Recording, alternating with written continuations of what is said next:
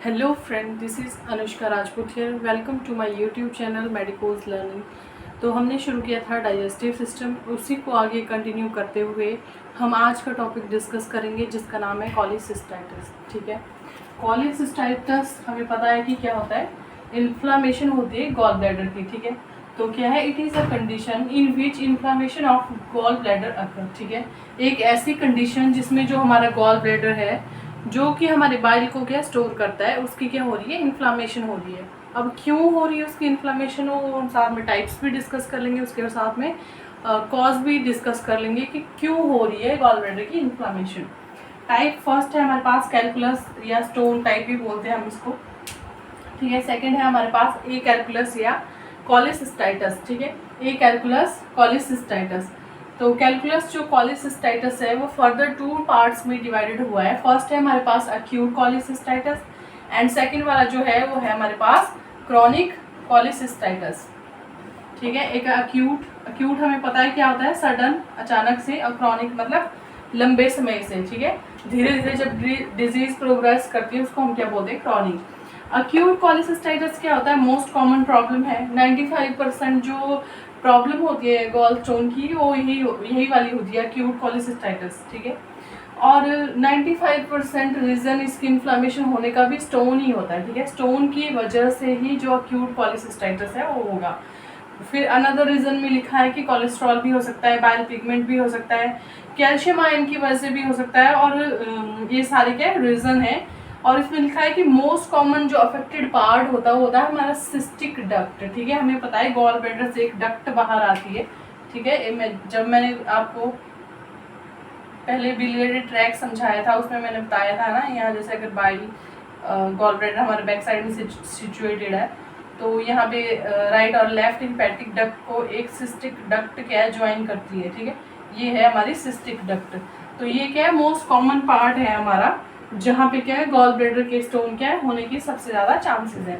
Next है हमारे पास ए calculus. ठीक है, ए कैलकुलस मतलब स्टोन नहीं है, ए कैलकुलस मतलब स्टोन नहीं है, फिर भी क्या हो रही है, गॉल ब्लैडर की इन्फ्लामेशन हो रही है। अब ऐसा क्यों हो रहा है, तो इसका एक ही रीज़न है कि हो सकता है वहाँ पे इन्फेक्शन हो गया हो। इन्फेक्शन क्या है, मोस्ट कॉमन कॉज है ए कैलकुलस रीजन में गॉल ब्लैडर की इन्फ्लामेशन का। एग्जाम्पल यहाँ पे लिखा हुआ है बैक्टीरिया क्लेब्सिला। ठीक है, जो कि रिस्पॉन्सिबल हो सकता है हमारे किसमें, गॉल ब्लैडर की इन्फ्लामेशन में। तो ये सारे थे इसके टाइप्स भी और कॉज भी। नेक्स्ट हम देखते हैं, अगर गॉल ब्लैडर की इन्फ्लामेशन हो जाती है तो पेशेंट में क्या क्या साइन एंड सिम्टम्स आते हैं।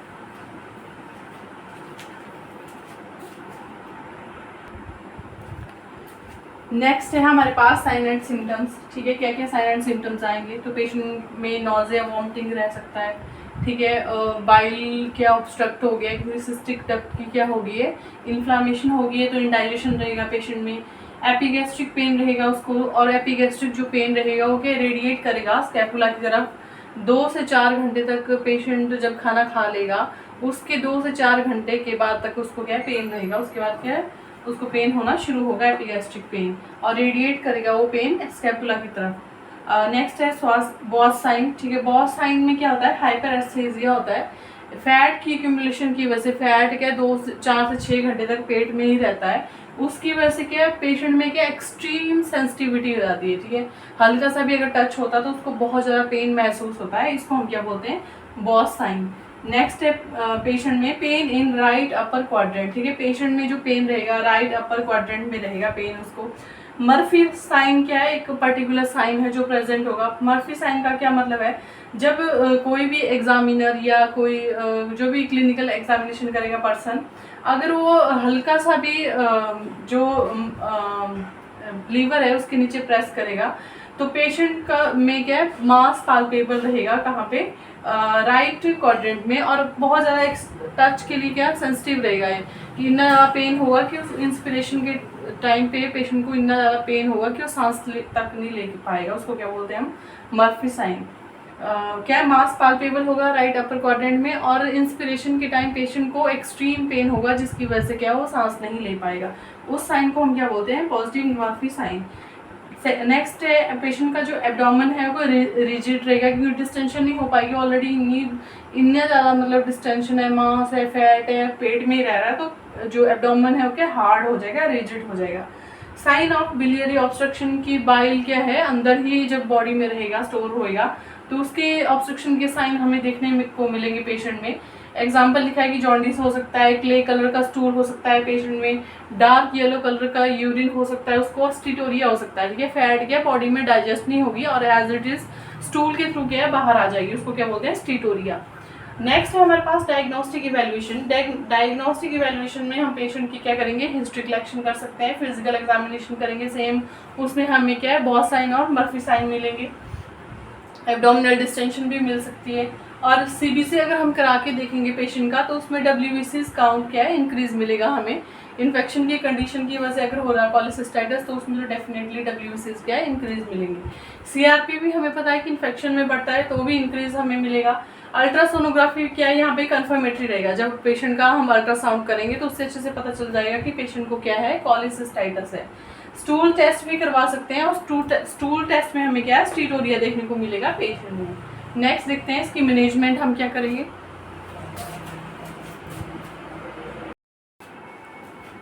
नेक्स्ट है हमारे पास मैनेजमेंट, ठीक है। मैनेजमेंट कैसे करेंगे हम, मैनेजमेंट में हम क्या करेंगे, सबसे पहले मेडिकल मैनेजमेंट करेंगे। मेडिकल मैनेजमेंट में भी जो हमारे ड्रग ऑफ चॉइस है वो क्या रहेगी, मेपेरिडीन हाइड्रोक्लोराइड रहेगी, ठीक है, जो कि अपना एक्शन दिखाना शुरू कर देगी 15 से 30 मिनट तक। और क्या है, पीक एक्शन इसका 1 आवर तक रहेगा, 60 मिनट तक। और ये क्या है 2 to 4 आवर्स तक टोटल के बॉडी में रहती है, ठीक है। इसका लाइफ जो भी हाफ लाइफ है वो कितनी है, 2 to 4 hours. Drug of choice क्या है, मेपेरिडीन हाइड्रोक्लोराइड, बट कुछ एक एनक्लेक्स में क्या है कॉन्ट्रा इंडिकेटेड भी है, जो पहले वाला एडिशन है तो वो क्या गलत है। इसकी ड्रग ऑफ चॉइस क्या है, मेपेरिडीन हाइड्रोक्लोराइड।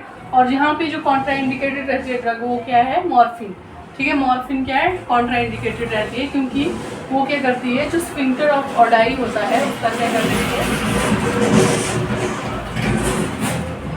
उसका क्या करवा देती हो, स्पाज्म, ठीक है। जो स्फिंक्टर ऑफ ऑडाई है उसका क्या स्पाज्म करवा देती है, इसलिए जो मॉर्फिन है वो क्या कॉन्ट्रा इंडिकेटेड रहती है। एंटी एमेटिक्स देंगे हम पेशेंट को ताकि वॉमिटिंग उसकी कंट्रोल हो जाए। एनाल्जेसिक देंगे जब इतना सीवियर पेन हो रहा है उसको ट्रीट करने के लिए। एंटीकोलिनर्जिक देंगे, ठीक है, कोई एलर्जिक सब्सटेंस है उसके लिए। एंटीबायोटिक देंगे, इन्फेक्शन की कंडीशन है, ठीक है, इन्फ्लामेशन हो रही है तो सिप्रोफ्लॉक्सासिन या लिवोफ्लॉक्सासिन में से कोई दे सकते हैं। गॉल स्टोन के लिए हम क्या देंगे पेशेंट को, चिनोडिऑक्सीकॉलिक एसिड देंगे या अर्सोडाइल क्या है, इन दोनों में से कोई क्या देंगे ताकि जो स्टोन है वो क्या डिजॉल्व हो जाए, टूट जाए। नेक्स्ट है हमारे पास अगर डेजोल्यूशन करना चाह रहे हैं हम सर्जरी के थ्रू या एंडोस्कोप के थ्रू, तो हम क्या है for gallstone dissolution infusion देंगे एक, जिसका नाम है MTBE और इसकी फुल फॉर्म है हमारे पास मिथाइल टेरिटेरिन टर्ब्यूटाइल ईथर, ठीक है, मिथाइल टेरिटेरिन टर्ब्यूटाइल ईथर, ठीक है। तो ये क्या हम देंगे पेशेंट का गॉल स्टोन डेजोल्यूशन के लिए, क्योंकि डाइल्यूट हो जाएगा। और गॉल ब्लैडर में देंगे, कैसे देंगे, ERCP के थ्रू। ERCP क्या है, एंडोस्कोप के थ्रू हम क्या करते हैं, एंडोस्कोपिक रेट्रोकोलिंजियो पैंक्रियाटोग्राफी है, ठीक है, एग्जामिनेशन भी करते हैं और साथ में अगर कुछ दवाई देना चाह रहे हैं उसको भी इंसर्ट कर देंगे हम गॉल ब्लैडर में डायरेक्ट, जिसकी वजह से जो स्टोन है वो क्या डाइल्यूट हो जाएगा, डेजोल्यूट हो जाएगा। नेक्स्ट है हमारे पास सर्जिकल मैनेजमेंट। सर्जिकल मैनेजमेंट हम 2 सर्जरी क्या परफॉर्म कर सकते हैं पेशेंट में। फर्स्ट है हमारे पास कॉलीसिस्टेक्टमी, ठीक है, कि हम जो सारा का सारा गॉल ब्लैडर है उसको क्या कट करके क्या रिमूव कर देंगे, उस सर्जरी का नाम है हमारे पास कॉलीसिस्टेक्टमी।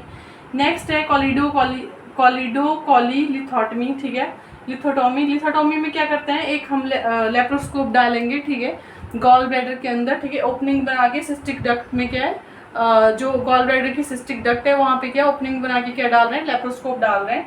उस लेप्रोस्कोप से क्या है हम जो स्टोन वहाँ पे फॉर्म हुआ है उसको क्या है निकाल दे रहे हैं, एक्सट्रैक्ट कर दे रहे हैं। उस सर्जरी का नाम है हमारे पास कोलिडोकोलीलिथोटोमी, ठीक है। ये दोनों, ये सारी क्या थी, मैनेजमेंट थी। नेक्स्ट अब इसके बाद हमारे पास है नर्सिंग मैनेजमेंट। नर्सिंग मैनेजमेंट जो कॉलीसिस्टाइटिस है उसकी बहुत ज़्यादा इम्पॉर्टेंट है। हम 2 पार्ट्स में पढ़ेंगे, प्री ऑप मैनेजमेंट क्या रहेगी और पोस्ट ऑप मैनेजमेंट क्या रहेगी पेशेंट में जब उसको क्या है अक्यूट कॉलीसिस्टाइटिस या कॉलीसिस्टाइटिस है। नेक्स्ट है हमारे पास नर्सिंग मैनेजमेंट। हम क्या करेंगे, नर्सिंग मैनेजमेंट को मैंने 2 पार्ट्स में डिवाइड कर दिया। फर्स्ट है हमारे पास प्री ऑपरेटिव मैनेजमेंट और सेकंड है पोस्ट ऑपरेटिव मैनेजमेंट, कि ऑपरेशन होने से पहले क्या क्या मैनेजमेंट करेंगे। तो ऑपरेशन होने से पहले हम पेशेंट को एनपीओ रखेंगे, नील पर ओरल, ठीक है, सिर्फ उसको क्या देंगे, आईवी फ्लूइड्स, ठीक है। सर्जरी होने से हम 8 आवर पहले तक क्या पेशेंट को एनपीओ रखते हैं। नेक्स्ट पॉइंट लिखा है insert NG tube for gastric decompression, ठीक है। हमें पता है कि स्टमक में बहुत ज़्यादा कंटेंट क्या है, इकट्ठा हो गया है, तो उसको बाहर निकालने के लिए हम पेशेंट में क्या है, नेजोगैस्ट्रिक ट्यूब इंसर्ट कर रहे हैं, और उस बैग को हमने कंटिन्यूस एस्पिरेशन पे रखा होता है बैग के साथ अटैच करके, ठीक है। नेक्स्ट स्टेप है vomiting decrease, start with liquid diet, soft diet and normal diet, ठीक है। जब वॉमिटिंग क्या पेशेंट में कम हो जाएगी तो क्या हम क्या उसको धीरे धीरे लिक्विड डाइट दे सकते हैं, पर सर्जरी से पहले हम उसको एनपीओ रखना है। ये क्या है, मेडिकल मैनेजमेंट में है, ठीक है। जब मेडिकल मैनेजमेंट में है पेशेंट, ठीक है, और उसकी वॉमिटिंग स्टॉप हो गई तो हम उसको लिक्विड डाइट दे सकते हैं, सॉफ्ट डाइट दे सकते हैं, या फिर नॉर्मल डाइट दे सकते हैं। और जो गैस फॉर्मिंग फूड होते हैं वो क्या अवॉइड करने होते हैं अगर पेशेंट कोई डाइट ले रहा है। सर्जरी से पहले हम पेशेंट को क्या रखेंगे, एनपीओ, ठीक है। सेम पोस्ट ऑफ मैनेजमेंट में क्या करेंगे, पेशेंट को एनपीओ रखेंगे। कब तक एनपीओ रखेंगे, जब तक उसके बाउल साउंड जो है, पेरिस्टाल्टिक जो मूवमेंट है, साउंड है, वो क्या हमें सुनाई ना दे, ठीक है। नेक्स्ट है मॉनिटर करेंगे उसको रेस्पिरेटरी कॉम्प्लिकेशन के लिए। रेस्पिरेटरी कॉम्प्लिकेशन क्यों होगी पेशेंट में, एक तो पेन की वजह से भी हो सकती है क्योंकि हमने इतना बड़ा उसका ऑपरेशन हुआ है, ऐसे कि इंसिजन लगा है, अच्छा लेप्रोस्कोपिक भी हुआ है ना, तो इंसिजन साइड पे उसको पेन हो सकता है। या फिर सेकंड रीजन जो रेस्पिरेटरी कॉम्प्लिकेशन होने का वो है डायफ्राम की मैनिपुलेशन, कि डायफ्राम वहाँ पे सिचुएटेड होता है, सर्जरी की वजह से मैनिपुलेट हो गया, इधर उधर मूवमेंट हो गई उसकी, तो उसकी वजह से पेशेंट में क्या हो सकता है, रेस्पिरेटरी कॉम्प्लिकेशन हो सकती है। चाहे पेशेंट अर्ली स्टेज में एम्बुलेट करना शुरू कर दे, फिर भी हमने पेशेंट में जो डीप ब्रीदिंग और कफिंग एक्सरसाइज है उनको क्या है अवॉइड करना है, ताकि प्रेशर ना बिल्ड हो, अंदर इंक्रीज ना हो जाए। पेशेंट को हम क्या ड्रग्स देंगे पेन और वॉमिटिंग के लिए, पोस्ट ऑप में भी सेम, ठीक है। डाइट धीरे धीरे पहले लिक्विड डाइट से शुरू करेंगे, सॉफ्ट डाइट से देंगे, फिर उसके बाद फिर नॉर्मल डाइट पे लेके आ रहे हैं, और नॉर्मल डाइट पे भी अगर लेके आ रहे हैं हम पेशेंट को, तो हम क्या देंगे उसको, लो फैट और हाई कार्बोहाइड्रेट वाली डाइट देंगे, क्योंकि अभी फैट का डाइजेशन नहीं होगा, ठीक है। और क्या है, पेशेंट को हम क्या है कंटिन्यूस टी ट्यूब ड्रेनेज लगा के रखते हैं। अब ये टी ट्यूब ड्रेनेज क्या होता है, इसको हम थोड़ा सा डिटेल में देख लेते हैं।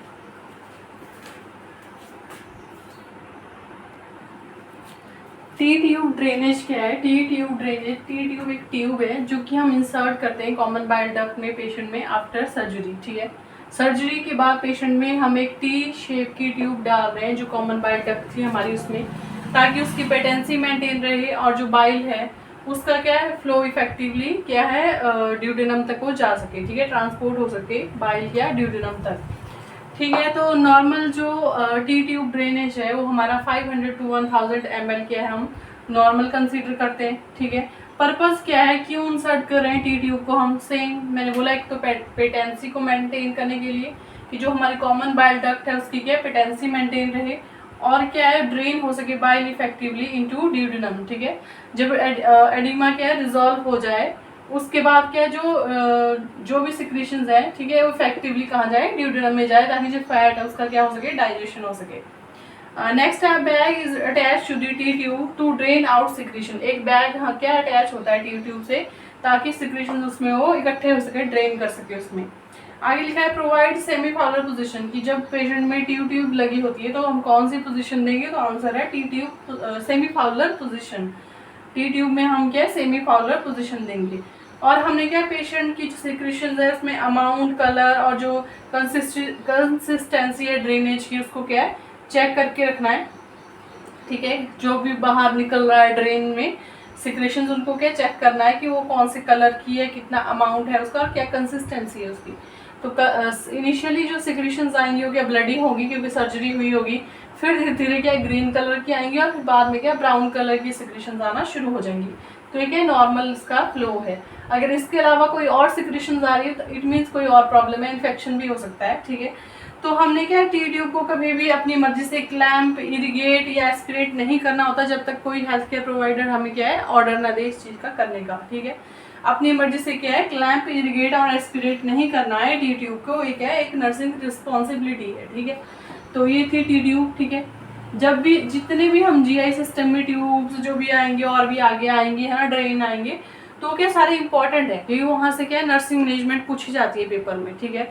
इसलिए मैं क्या वन बाय वन करा रही। पहले जो हमने डिजीज कंडीशन की थी इसोफेजियल वेरिसिस, उसमें हमने 2 ट्यूब पढ़ी थी, एक क्या है सैंक्सटेकन ब्लैकमोर ट्यूब और मिनीसोटा ट्यूब, तो दोनों इंपॉर्टेंट है, उसकी नर्सिंग रिस्पॉन्सिबिलिटी भी इंपॉर्टेंट है। और कई बार क्या है एग्जाम में क्या इमेज भी आ जाते हैं इनकी, इमेज बेस्ड क्वेश्चन में जो सैंक्सटेकन ब्लैकमोर ट्यूब है या मिनीसोटा ट्यूब है, ठीक है, या फिर ये टी ट्यूब है, इन सब की क्या इमेज के से भी क्या नोट सेट क्या या एम्स क्या पूछ लेता है कि ये आइडेंटिफाई करो कि कौन सी ये पिक्चर है, कौन सी क्या है ट्यूब है। तो हमें सब कुछ क्या पता होना चाहिए। तो आज के लिए इतना ही, ठीक है। वीडियो को क्या लाइक करें, शेयर करें, ठीक है, और क्या है चैनल को सब्सक्राइब करें और बेल आइकन को क्या प्रेस करके रखें ताकि आप कोई भी वीडियो क्या है उसको मिस ना करें। सो आज के लिए इतना ही, थैंक यू।